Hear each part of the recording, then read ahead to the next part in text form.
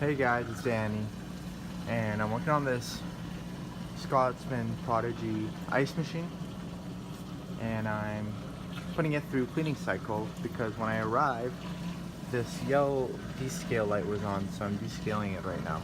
And as this is happening, I'm just looking and observing if I see anything that's not right with this ice machine.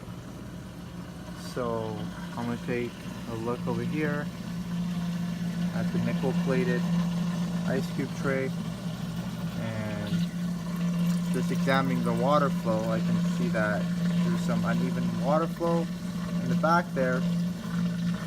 It's barely any water is coming down, if you guys can see that. And in the front here, there's some water flow, and as you can see, there's some ice formation from before, whereas in the back there's nothing.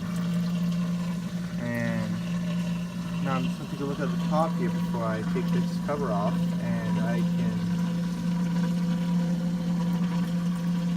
assume that once I take this cover off, all the distributors in the back there are going to be plugged up with mildew and junk.